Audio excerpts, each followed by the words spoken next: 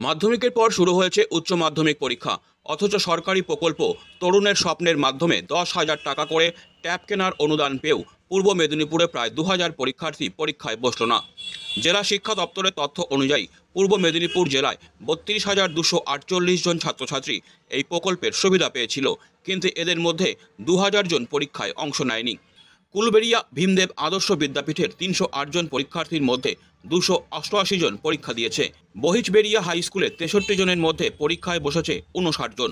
স্কুলের প্রধান শিক্ষকরা মনে করছেন, শিক্ষার পাশাপাশি সামাজিক সচেতনতা বৃদ্ধি করা জরুরি। কন্যাশ্রী, রূপশ্রী, সবুজ সাথী প্রকল্প চালু থাকলেও ছাত্রীরা পালিয়ে বিয়ে করছে, আর ছাত্ররা অভাবের তাড়নায় কাজের খোঁজে রাজ্য ছাড়ছে। আমাদের স্কুলের মোট 308 জন ছিল, তার মধ্যে বেশ কয়েকজন পরীক্ষা দেয়নি এবং আমরা খোঁজ নিয়ে জানলাম বেশ কিছু মেয়ের বিয়ে হয়ে গেছে আর কয়েকজন ছেলে তারা ভিন রাজ্যে কাজে চলে গেছে। কিন্তু তারা ট্যাব নিয়েছিল।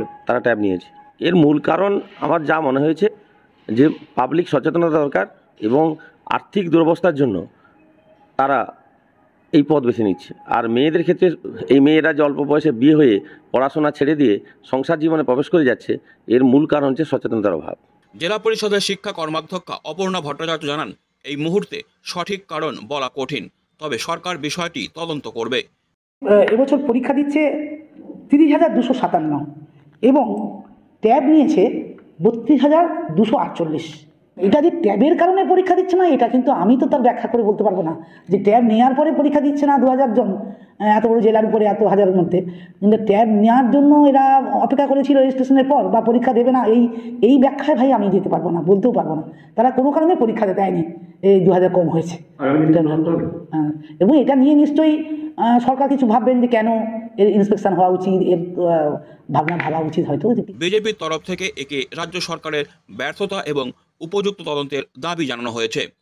তাই এখানে পূর্ব মেদিনীপুর জেলায় যেখানে শিক্ষার হার সারা রাজ্যে সব থেকে বেশি, সেই জেলাতে আজকে যদি প্রায় 2,000 ছাত্রছাত্রী পরীক্ষায় না বসে উচ্চ মাধ্যমিকের পরীক্ষাতে, তাহলে বুঝতে হবে এই পরীক্ষার্থী না বসার প্রধান কারণ সেটি হচ্ছে রাজ্য সরকারের দূরদর্শিতার প্রতি অনীহা প্রকাশ করা, শিক্ষা ব্যবস্থার প্রতি প্রশ্নচিহ্ন তুলে ধরা।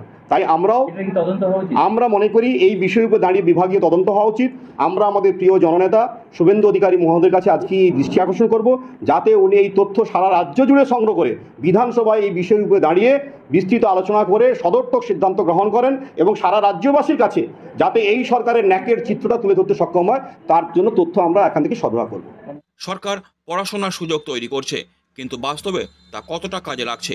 তাহলে কি তরুণের স্বপ্ন প্রকল্পের উদ্দেশ্য বিফল, নাকি প্রয়োজন আরও কার্যকর সচেতনতার প্রচার? পরীক্ষার আসরে অনুপস্থিত 2,000 শিক্ষার্থীর গল্প যেন এক গভীর প্রশ্ন তুলে দেয়।